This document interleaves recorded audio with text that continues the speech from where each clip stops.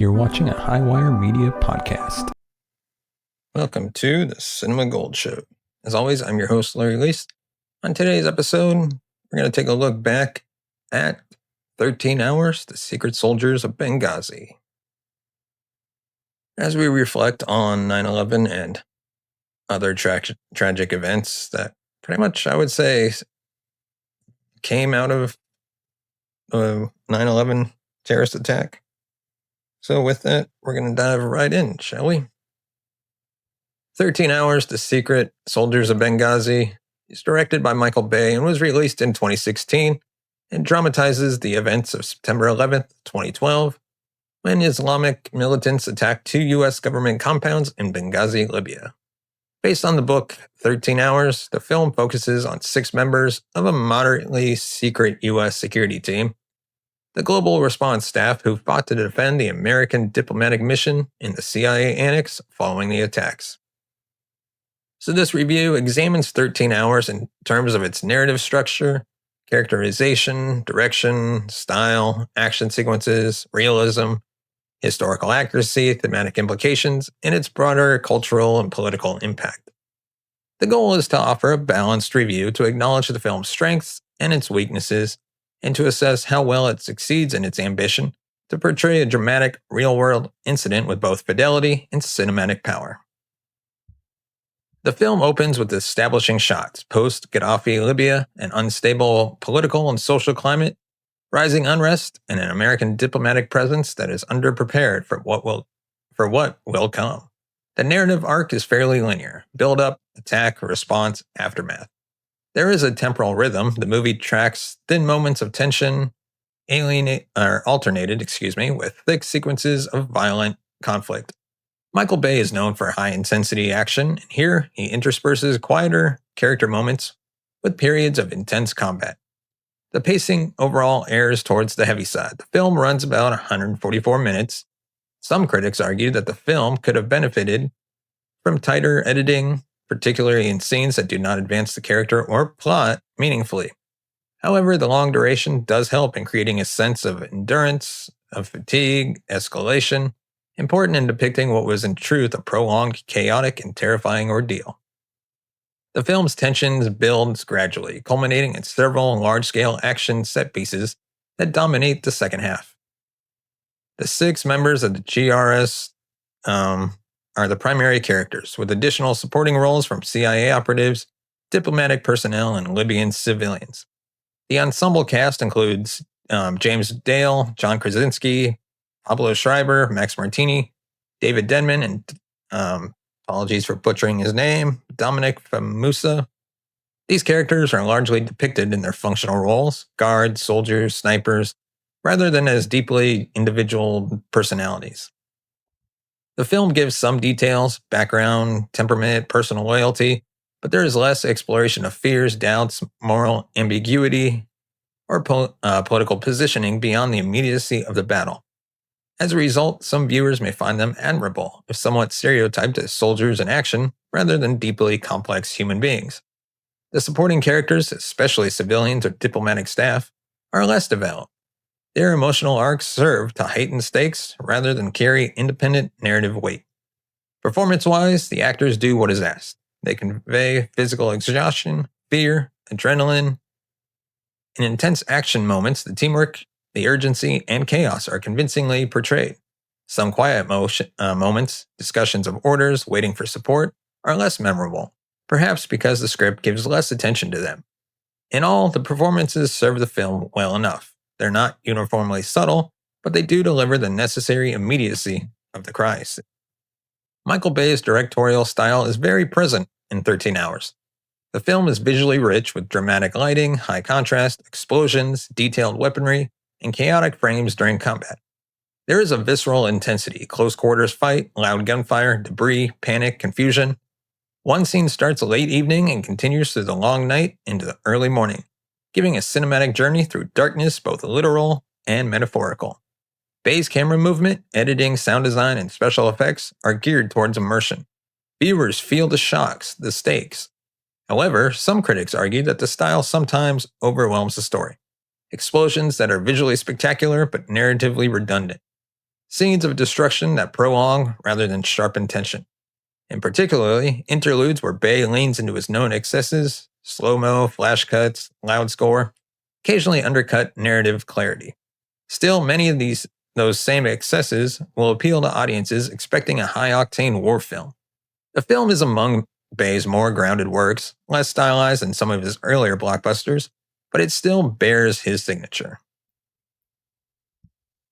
The action sequences are the heart of 13 Hours. The film delivers multiple rounds of attack, initial assaults on the diplomatic compound, counterattacks, defense of the CIA annex. These are choreographed with attention to weapon placements, violent consequences, and confusion. Confusion endemic to such situations. Bay does not sanitize the carnage. Blood injury, sudden death, miscommunication, and chaos are depicted. The spatial layout of Benghazi's compounds, the mix of local militia, attackers from multiple directions, and uncertain allegiances provide a gritty backdrop. However, realism is uneven. Certain tactical elements seem compressed for cinematic economy. The film shows a recurring motif: the contractors trying to get permission to assist, being told to stand down or awaiting orders, hampered by bureaucratic or communication delays. Whether or not that is historically accurate, its inclusion contributes to dramatic tension. But for some viewers, the intensity and momentum of action sometimes crowd out context. Who the attackers are, their motivations, local political dynamics, consequences beyond the fight. Since 13 Hours is based on real events, accusations of errors or misrepresentation have followed. From the start, the film asserts itself as based on the book, which attempts to reconstruct events from multiple survivors' accounts. Number 1, the biggest of all, stand down order. The film depicts the CIA chief at the annex ordering the contractors to stand down when they seek to go to the ambassador's compound. This has been contested. The real CIA chief has said no stand down order was given. Survivors maintain that the phrase stand down was used. And then, when it comes to air support, the film suggests that air support was denied or unavailable. Reality appears more ambiguous. Some reports suggest air support would have arrived too late to be effective rather than being strictly denied. Number 3, portrayal of Libyan civilians and militia. Critics inside Libya argued the film underplays or misrepresents the contributions or perspectives of local people. Some Libyans felt portrayed as fanatical or ignorant without sufficient nuance. The film does depict civilians caught in the crossfire, but their agency is limited. Number 4, political dimension. Some criticism is that the film largely sidelines the broader political causes and implications of the Benghazi attack, what led to instability, the internal security arrangements, the U.S. foreign policy context, preferring instead to focus almost exclusively on the firefight and personal valor.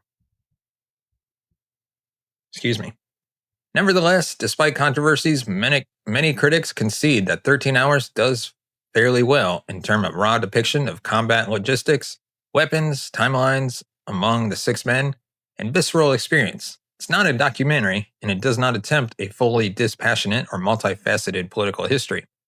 It is selective, designed for dramatic effect. As such, deviations from some reported realities do not wholly undermine its impact, but they do shape what kind of film it is.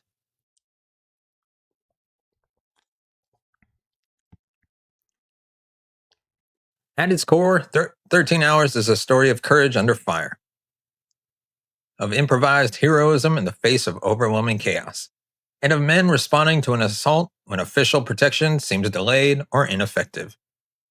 It raises questions about responsibility. Who is accountable when security is inadequate, when warnings are ignored, when bureaucratic or political constraints delay action? The film suggests with some force that individual bravery matters, that in war zones, individuals often have to assume responsibilities beyond their roles. It also underscores the human cost of conflict: loss, trauma, moral compromise. Another theme is loyalty, to fellows, to mission, to country. The GRS team members show loyalty to each other, to the people they are assigned to protect, even when orders or support feel lacking. The film also implicitly critiques slow or abstract decision-making during crises. The stand down or wait for permission moments are painful because they illustrate how chains of command, rules of engagement, politics, and protocol can sometimes obstruct prompt protective response. Whether the film's depiction is accurate or not, it capitalizes on the audience's sense of frustration with institutional inertia. Moreover, 13 Hours explores the distance between combatants and non-combatants, diplomats, CIA agents, contractors, and how roles blur in emergencies. The film suggests that labels matter less when bullets are flying. What matters is who acts, who helps, who endures. So some of the strengths of this film: immersive action and tension, emotional resonance, production values, the cinematography, sound design, practical effects, all contribute to a believable environment. They focus on lesser known heroic figures, but some of the weaknesses include lack of deeper character exploration, overemphasis on spectacle, deficient in political and moral nuance, controversies over accuracy, emotional manipulation risk. To understand 13 Hours, it helps to compare it with other films in the war and true story genre. Compared to Bay's earlier films, 13 Hours is more grounded. Bay's trademark showiness remains, but the film is less cartoonish than some of his action blockbusters. The quieter moments of fear, confusion, and human doubt are more frequent than in some of his more spectacle-driven works. In comparison to other films about U.S. foreign military intervention or diplomatic crisis, Black Hawk Down, Lone Survivor, American Sniper, 13 Hours shares many tropes: heroism under fire, chaos of combat, conflict between orders and moral urgency. But 13 Hours is less interested in introspection or critique. It focuses on external threat and reaction more than internal conflict or ethical questioning.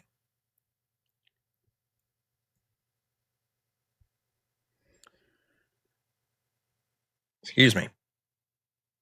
On balance, 13 Hours, The Secret Soldiers of Benghazi is a strong entry in the modern war film canon.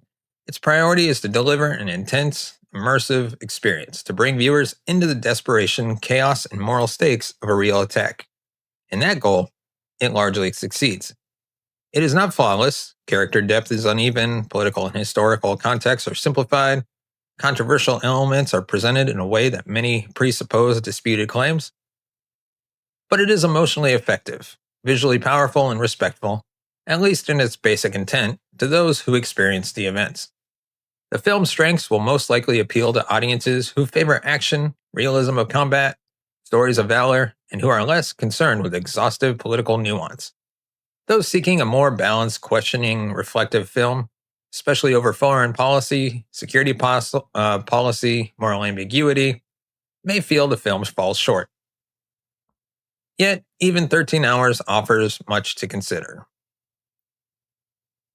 13 Hours, The Secret Soldiers of Benghazi is a compelling example of how cinema can dramatize real tragedy with force, while also embodying the compromises that such dramatization often requires. Michael Bay delivers a film with visceral intensity, believable action, and memorable moments of courage under fire. But the film also simplifies, sweeps aside some ambiguities, and at times privileges spectacle over subtlety. It is a film that will satisfy many action aficionados and those interested in heroism, but leave others wishing for a deeper, more nuanced inquiry into events, motives, and consequences.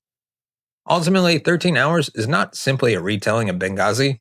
It is a lens, a narrative choice, a version of heroism framed through guns, fatigue, and duty. It reminds us that in the moments of crisis, ordinary individuals may find themselves in extraordinary positions. And that telling those stories well matters, both for memory and for morality. So let me know your thoughts on 13 Hours in the comments section below. Give us a thumbs up if you like our video. Hit that subscribe button down below. Hit the bell notification button to be notified of future videos. And of course, if you want to support the channel, you can buy us a coffee at buymeacoffee.com/cinemagold. As always, thank you so much for watching and listening. We'll see you next time.